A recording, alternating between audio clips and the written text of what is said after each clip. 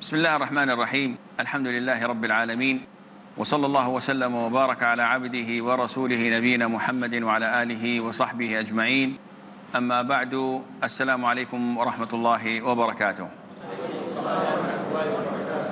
We move on to a new chapter that also deals with transactions, and this chapter is the chapter of Ar-Rahn. And the word Ar-Rahn can be translated into mortgage, and it also can be translated into a sort of a pledge. And what is Ar-Rahn? When people borrow from each other, sometimes they want guarantees so that they would authenticate this loan with something that can be as a backup in case the person who borrowed is unable to pay back. So this thing, which is usually more or equivalent in value to the loan, is kept with the one who is lending, so that once the time is due, I can get my money back, or if he refuses or declines or is unable, I can sell this and get my money worth and give him the balance in return. So it is sort of a backup, a guarantee, a pledge in versus or in exchange for a loan. And there are a number of hadiths covering this. The first hadith is the hadith of Aisha, may Allah be pleased with her. Who will read that for us? Narrated Aisha radiallahu anha, the Prophet sallallahu alaihi wasallam purchased food grains from a Jew on credit and mortgaged his iron armor to him. So this hadith is an indication on a number of issues. Among them is it's permissible to deal with non-Muslims. Nowadays you get people say, oh, it's haram to buy and sell from non-Muslims. Why? Because they're the enemies of Islam, they do this, they do... Akhi, the Prophet bought from who? He bought something from a Jew, but he didn't have the money. He bought barley from a Jew and he could not pay him because he did not have money. So he told him, I'll pay you later, while giving him his shield, his armor, as a pledge that if I don't pay on time, you can sell this and take your money out of it. So we can learn that it is permissible to deal with non-Muslims. Not only that, it is permissible to sell and buy to non-Muslims who deal in haram. Allah described them in the Quran, the Jews, that they deal in riba, in usury. Not only that, they consume the money of the people in unlawful means. Yet this did not prevent the Prophet ﷺ from buying and selling. So you learn the rules of Islam, the halal and the haram, through the Quran and the Sunnah, and also through the practice of the Prophet ﷺ. Other than that, we have what is known as al-bara'atul asliyah. You remember yesterday we spoke about this? What is al-bara'atul asliyah? That everything is halal unless proven otherwise. So one does not say, what's the ruling on using a cover of the color brown? Oh, this is haram. It has to be black or white. Why? Because the color mentioned in the Quran, there's no brown mentioned. So you can use only this. This is not correct, because the original permissibility of everything is mentioned to you is halal, unless proven otherwise. And this rule, if you abide by it, khalas, you feel comfortable. You have everything made easy for you. Someone tells me, what's the ruling on wearing this on your head? The Prophet did not wear it, alayhi salam. Yes, but the Prophet did not forbid it as well.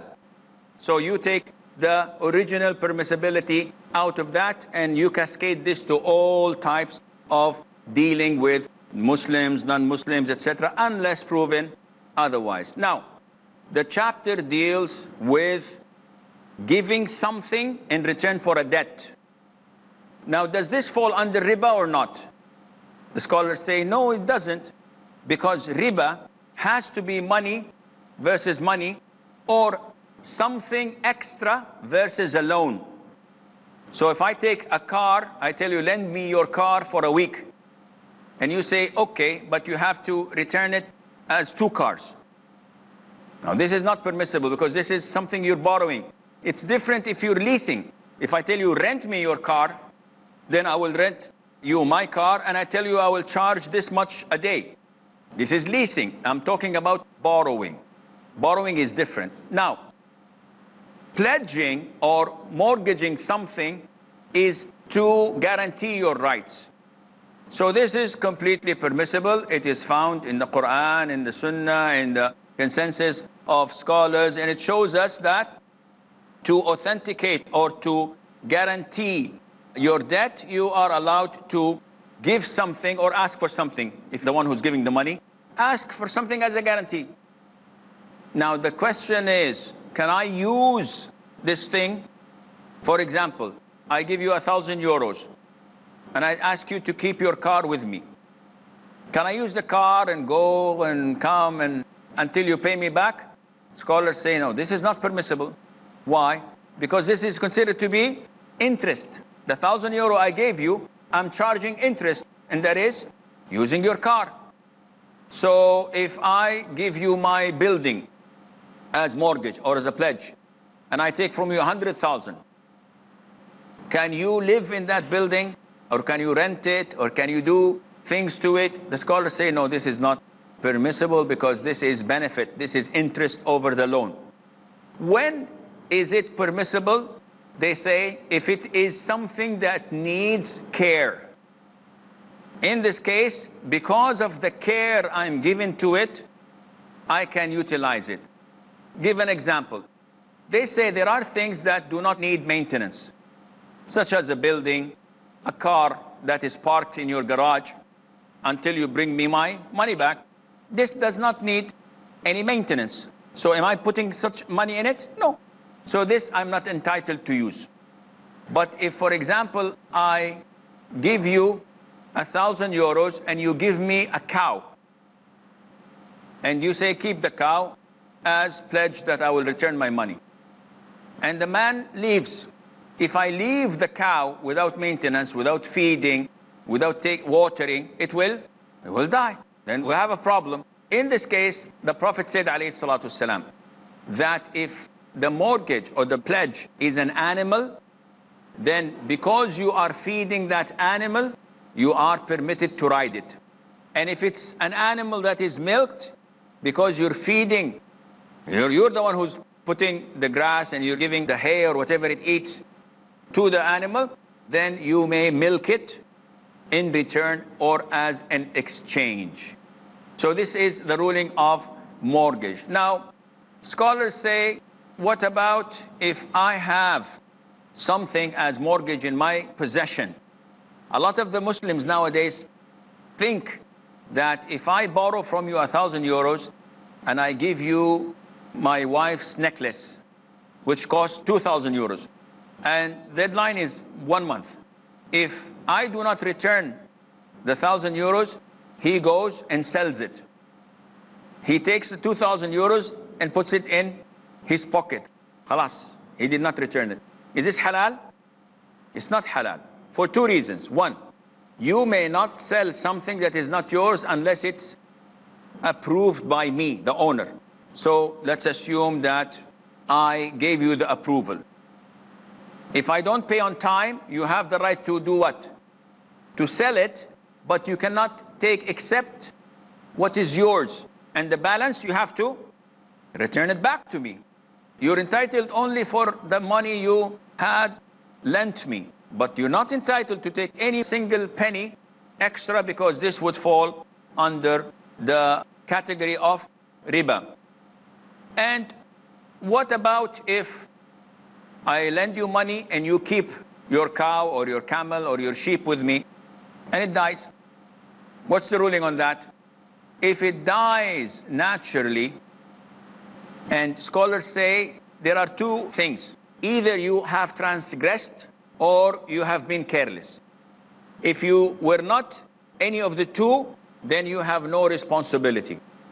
I have the sheep in my house and a burglar broke into my house at night and took the sheep and left. Do I bear any responsibility? No. because I'm doing you a favor. And this is not part of my own doing. However, if you keep your car with me as pledge and mortgage, and every day in the garage I turn it on and I start to drive and go to the seaside, and I had an accident. Who guarantees it? Who takes responsibility? I do, because I transgressed. It is not my right to use it, and I've used it without your permission, so I have to pay for it. Being careless is when I have a car which is given to me as mortgages or pledge, and I keep the windows down, I keep the key in the car, and the doors open, and it is on the street for everyone to come. In the morning I come, and the car is not there. It was stolen. Who's responsible? I'm responsible. Why? Because I was careless. So when he comes and brings me my money, I have to pay him what is equivalent to his car, or return his car, because I was entrusted with it. Among the things that go on with mortgage, can I sell the mortgage without his permission? No. Can he sell his own property without my permission? Meaning, I gave him 5,000 euros, he kept his car with me. Can he go and sell the car while it's in my garage? Why? Because the Muslims are held accountable in accordance to the conditions.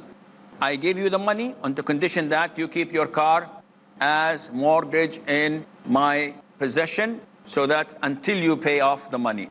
You cannot sell it, I cannot sell it until the debt is being settled. We have a short break. Stay tuned, and inshallah, we'll be right back.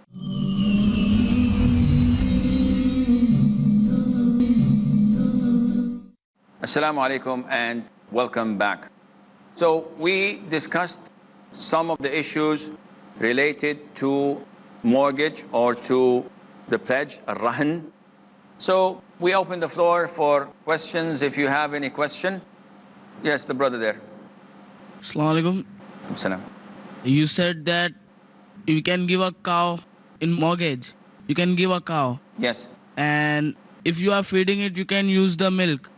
So is it compulsory on the person who is drinking the milk and using the milk to reduce the price of the loan? You mean the owner of the cow or the one who has the cow? The one who has the cow. No, the loan is loan. I gave you 1,000 euros, you gave me your cow as a pledge. The Prophet ﷺ permits me to milk it and drink the milk. Has nothing to do with the loan. Because who's feeding the cow? Who's giving it grass? Who's buying the grass? I am. It's in my barn. I'm feeding it. I'm taking care of it. Therefore, I can milk it only. But this does not mean I can also slaughter it and make steaks for people. No, this is the only thing that is permissible for me. If it's a horse and I'm feeding the horse, and it's permissible for me to ride it, to go around with it. If it's a car and he tells me you have to take the car around the block every day, put some oil, put some gas, this is also similar, but not to go beyond that and travel from one area to the other and go sightseeing and using it excessively. This goes against the rule. Yes. My question regards with the guarantee, like the third person taking the guarantee of repaying. That brother Abdullah will repay the loan I take as a guarantee, and if he doesn't, the third person will pay the amount. It's happening today a lot in the Indian subcontinent over here. Are you saying that there is a third party involved? Who's taking the guarantee of the repaying of the loan? So he is like a mediator. He is like a broker. Instead of my car or my camel or whatever is kept with the person who had given me the loan, it's kept with a third party who is objective. There is nothing wrong in that, inshallah. I hope that is the case. Yes, brother. Assalamu alaikum. Salam. I heard one scholar saying that Prophet Sallallahu Alaihi Wasallam took loan from this Jew to feed some poor people. At that time, he didn't have any money, so he gave this armor as a mortgage and took grain from Jew. That was the reason he took a loan. Either way, akhi, whatever the reason is, I've never heard this before. Therefore, if it's not authentic, if it's not through a hadith that is authentic, an authentic chain of narrators, we cannot take it. But even though if this is true and this was the reason, still this is not means of limiting our transactions with the disbelievers if we are going to feed poor people. This is a hadith by the Prophet ﷺ of his actions. So what can we learn from it? We learn from it that it is openly permitted for me to deal with the non-Muslims without any questions asked. It is permitted for me to deal with someone whose income is haram, like the Jews. Now, is this a recommendation? Leave the Muslims and deal with the Jews? Definitely not. We're just saying the borders of our dealings, what is right and what is wrong. The wrong is haram. We cannot do it. But if I see someone dealing with a Christian or a Jew, selling and buying, I would not say, Ya akhi, you should fear Allah. This is wrong. No, it's not wrong. The Prophet did it, alayhi salatu wasalam. Who's better in iman and knowledge, you or the Prophet? Definitely the Prophet, alayhi salatu wasalam. Assalamu alaikum. Assalam. Now the question which I am going to ask is asked by many regarding dealing with the Jews and the Christians or maybe the non-Muslims. Is it permissible to consume eatables from the Zionist companies knowing that a part of the money we spend in buying these products will be used against our own Palestinian brothers?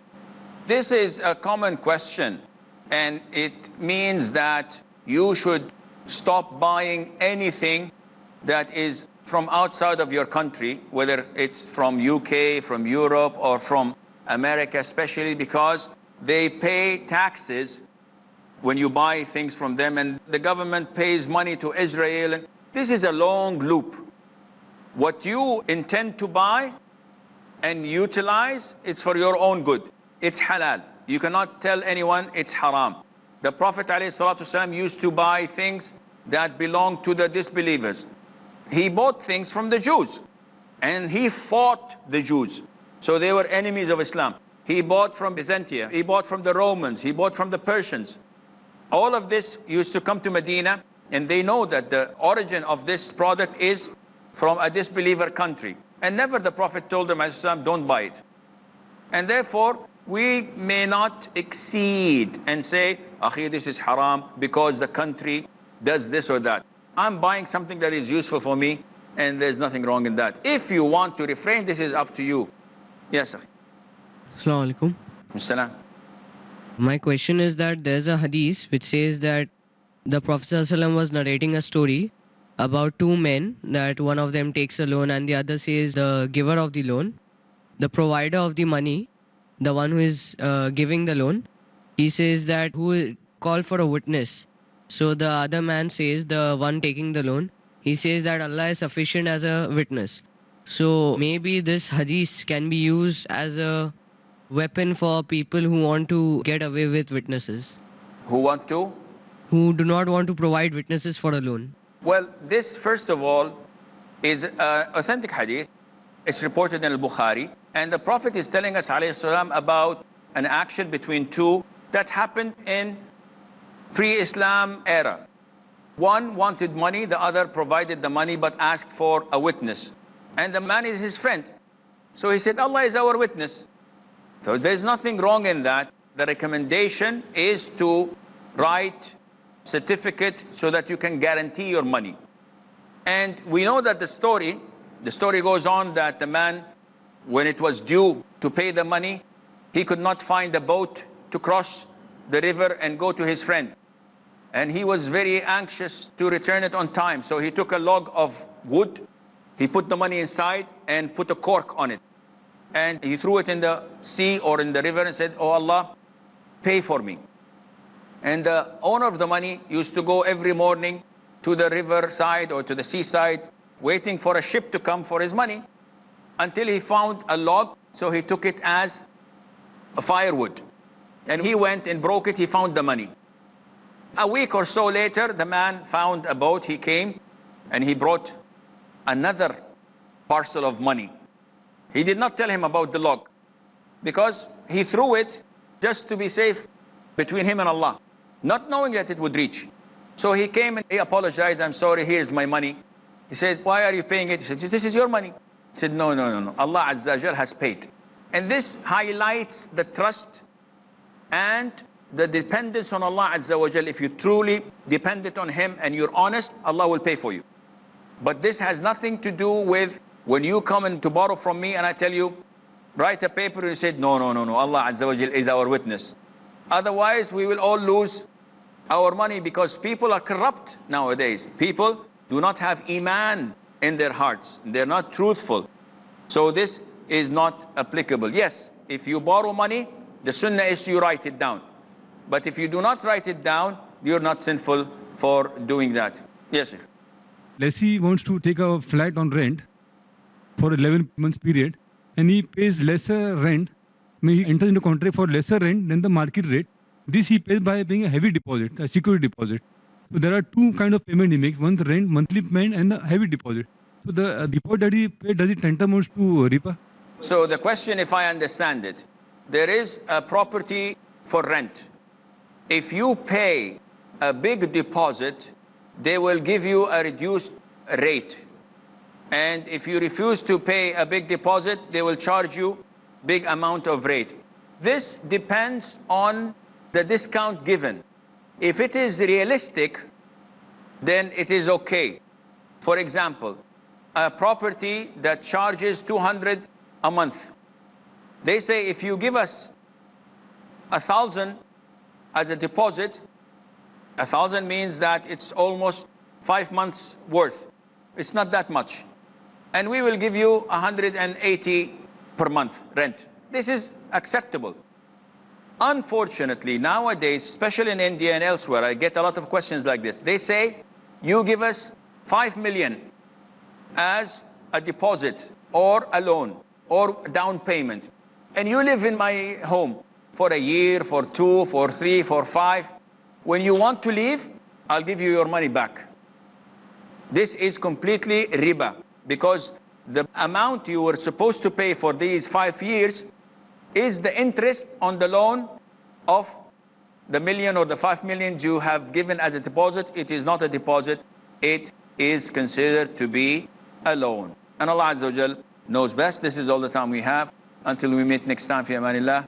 Wassalamu alaikum wa rahmatullahi wa barakatuh.